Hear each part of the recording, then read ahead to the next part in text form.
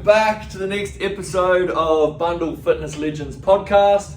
Our guest for today's episode is...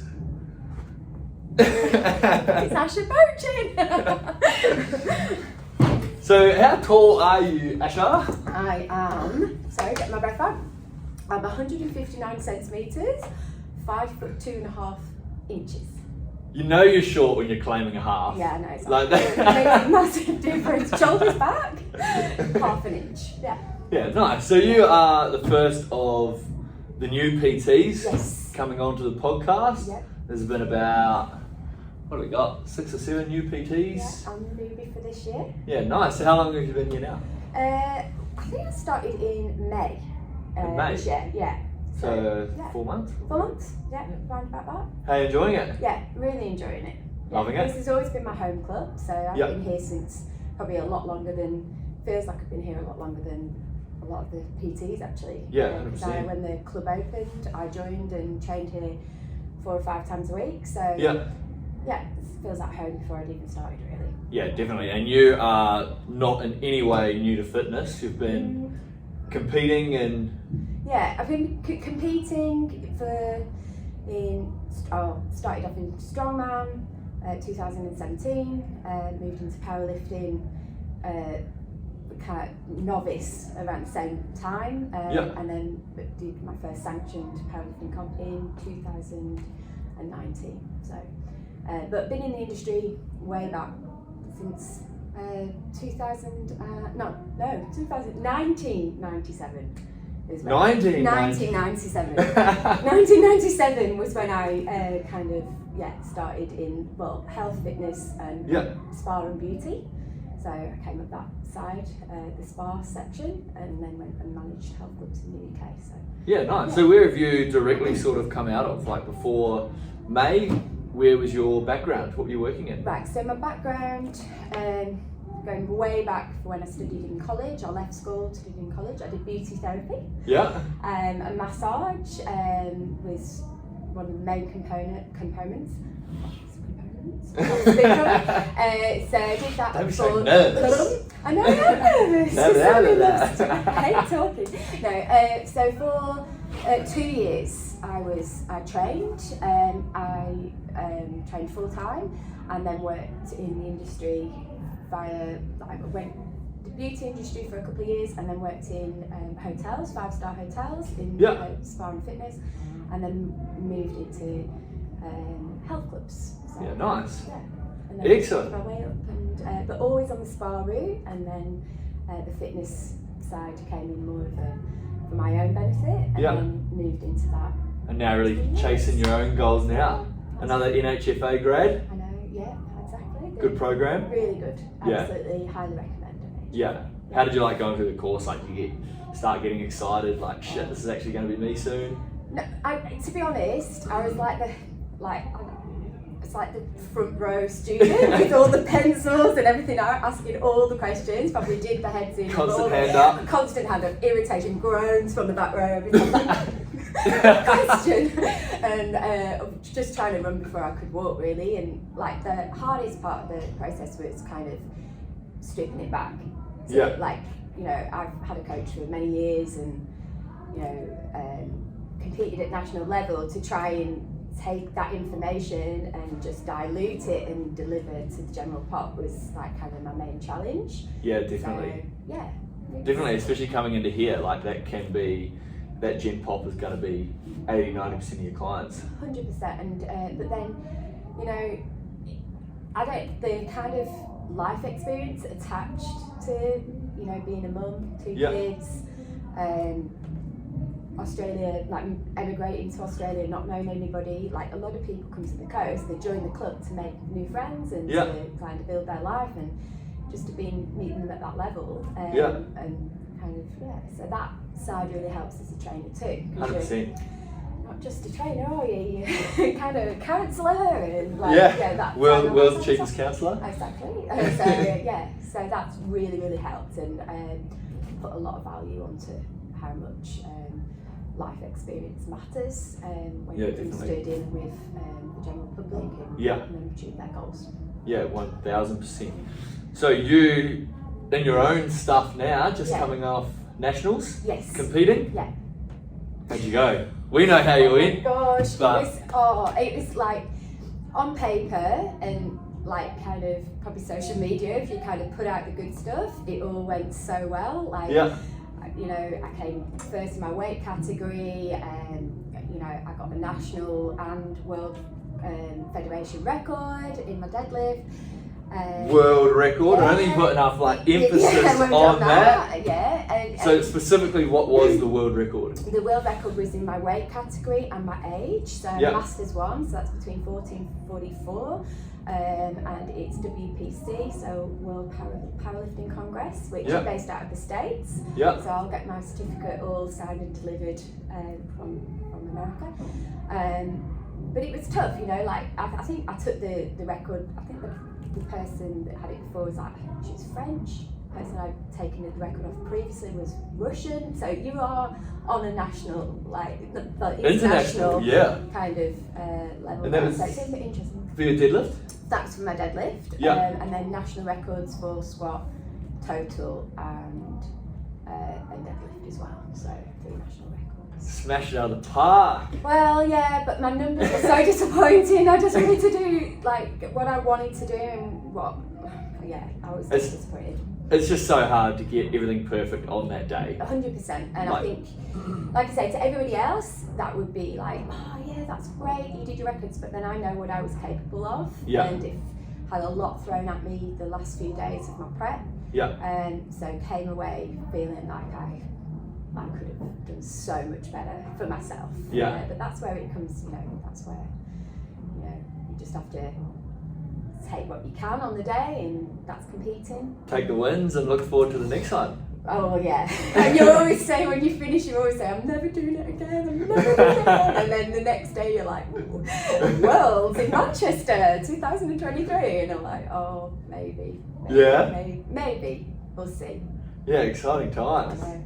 So for someone that hasn't been through that sort of prep, tell us about like that last month when you're dropping down to singles, you're just doing like that skill work, nailing that 1 RM. Oh my gosh. Like, what are those days like? Right, so we're talking to somebody who's been through that experience. Look, when it starts that last month, lots of things start creeping up.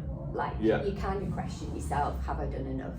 Now, we're amateur athletes, like, even if you're, you know, national, world stage, you're still an amateur. You've still got your day job, you've still got your kids, you still, you know, you still got to make a living, and then training's got to fit around, like, you know, the necessities of life. Yeah. You know, other people are involved. Yeah.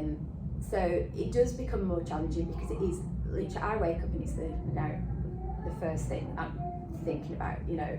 100%. Last thing you're thinking about at night. It can be all consuming, doubt can set in, and if you don't deal with that doubt, you know, that can take over, and it can affect your next session. Your food's got to be on point, your sleep's got to be on point.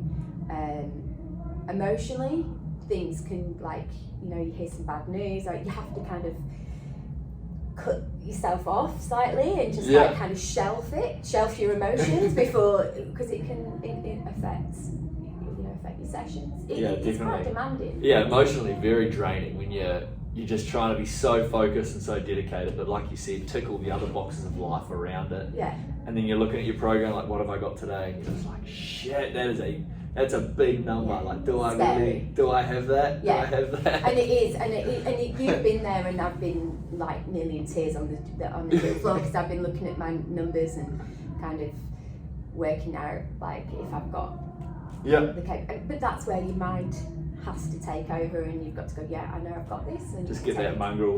Yeah. Like Liv says, get that mongrel. Yeah, and to go, but it'll only take you so far. And remember, you know, I've deadlifted for a long time, but I remember speaking to a top coach once, and I say, well, I just go up and I just rip it off the floor, and he said, that's only going to take you so far. Yeah. You're going to get to a point where that will not work anymore. Yeah. And just, you know, I'm at that top end of my numbers where everything has to be, and I hate using the word perfect, but you are literally getting into perfection for it. Yeah, those 1%ers. To get 500 grams extra on the bar. Yeah. So So you were just telling me that you've never actually met your coach in person. I know, no, never. That's crazy. My coach is based in the UK, in Cornwall in the UK. Yeah. It's a guy called Dan Reeve. He's a hybrid athlete. We've done 9 competitions together, been through 9 full preps. Yeah, wow. Yeah. So, and having that for yourself would give you so much more experience to pass on as well, being a coach yourself now. 100%. I'm just thinking about this morning actually. I'm coaching one of my clients to her first powerlifting comp. She is awesome. Super exciting. Yeah, she's brilliant. She's and just to say, like, you know, the empathy that's there. She's doing a tempo, like tempo exercises where she's like squat, bench, deadlift at tempo. So she's kind of slowing down 4 seconds on the eccentrics and just hating me, calling me every name under the sun. And I'm like, this is so good for you, and I know because I've gone through it myself. And you're going to really, really pick up the benefits from this if you just trust the process and we'll get through. But to know I can honestly say that rather than just read a book and say because the book told me, or because this guy in America has done that and that's how he's got, knowing I've gone through that process. Yeah, you know, 100% too. Like everyone that's coming to you, when you say trust the process, it's like, well, she's been through it, she's done it, she's got the records, she's got the accolades. Yeah, and I've also, you know, I've also been through a lot of adversity to get there. I don't just show up and just pick it up. My husband goes, just go and, you only need to pick it up and put it down. And like, oh my gosh, so much goes into it, so many mind games. And I've been faced, like, I've had a lot on run-ups to comps. Those things actually, you know, people passing away, you know, sickness, COVID, you know, my cycle getting in the way, which is obviously for female athletes, it's a big deal because they're like, well, what happens if this, you know, the time of the month just happens to be when I'm training. I can talk through my experience of that. Deficit, losing weight to make, you know, to make competition weight. I've gone through that. Travel, majority of your comps have been at 56 kilos. 56, And this last one was at 52. Yeah, I started at 52s in 2019. I did 2 competitions at 52s. Yeah. And then moved up to 56s from that side. So this one was, you know, I was chasing records for the nationals. Yeah. But obviously being like really well conditioned and familiar with 56 and then dropping down to 52, that would have been a tough 4 kilos. It's a, you know, dropping 10% of your body weight, like, then when you put it into perspective, it doesn't matter that I'm in my 50, do that for what do you weight? 105. Right, so you're dropping what, 10 kilos? I was 108 and dropped down to 100 kilos. Yeah. So you know that even that 8%, like. It got a bit niggly at the end, for sure. But I was probably a little bit more fortunate that I had like a lot more fat to lose. Still out of 108, you got a lot more fat. I was literally, I missed weight on my last comp. Yeah. So I was supposed to weigh in at between 9 and 11. Yeah. I rocked up at 9 o'clock, so it was in Adelaide, like where the comp was, and I was 200, I think it's like 250 grams over. I was spitting in a bucket.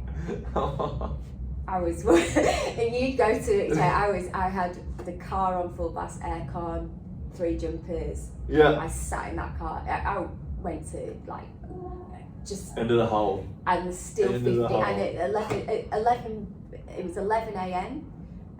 And Andrew Stern, who's like an absolute goddess in powerlifting, she was like one of our greats from Australia. She was doing the weigh-in as well. Yeah. And she was marking like everyone's weights and everything. And she was so like, I was always like, wear some scissors so I can cut my hair because I was 50 grams. I was 50 grams out. And if I would have had scissors, I would have chopped like it got to that stage. But I missed it. I had to go home, to where we were staying. Lie there for 4 hours. Yeah. I don't recommend it. It's not this is not cool. And I just had to lay there for 4 hours, and then I weighed in again at 4 p.m. It was under by I think about 7 about 50 grams under my weight. That is like top end of the sport there. Yeah, and it's not recommended. Like I didn't do saunas and kind of anything too extreme. But it felt extreme to me because I've always comfortably made weight in the past. Yeah. But yeah, it's not pleasant. And you always say, I'm never doing it again. Whether I do or not is, I don't know. I remember when I dropped the bar on that last deadlift, I was just like, thank It's that's over. I was just like, get me out of You here. do question Get yourself. me in bed. But tell me, like, you know, it's only, like, as my husband says, it's only a few lifts. Like, can you imagine, like, what goes through people's mentality when they do these crazy marathons? Or, like, my coach has done a decade, like, that decade, like, Ironman. Like, that kind of puts it into perspective of what we do. I don't even see, like, where the will comes from to want to do that. I know. I feel the same. Yeah. What's next for you? So I'm going back to the UK in November to see my family after 5 years, which I'm very, very excited about, and I'm really looking forward to a really nice long off season, and then possibly look to compete internationally at the end of next year. Yeah, nice. Exciting times. I know. It would be like, maybe I will stop then. If I do get to that international stage, maybe then I will. Yeah. But yeah, we'll see. Exciting. Yeah. Well, yeah, great to jump on and have a chat. So if anyone's new to the gym and hasn't met Asha yet, come up and say hi. If you want to do some powerlifting. Yeah. It's for everybody. And even though on paper, one of our new PTs, probably one of our most experienced at the same time. So absolute wealth of knowledge there, and love having you on the team. Thank you very much. I'm loving being here most of the time. No, that's all the time. Yeah, 100%. You can cut that bit. Great. You can cut that bit. See you next time. Alright, we're recording. Welcome back to the next episode of Bundall Fitness Legends podcast. Welcome back to the next episode of Bundall Fitness Legends podcast. Our guest for today is... I just want to know how to do 6 Right, you're going to months or have to so. start all that again. Because I went, Asha Pochin. Right, start that again. Take that away. Take it away and we'll do it again. Now know what I'm going to do. I'm going to delete that one. Because my phone's... No, don't.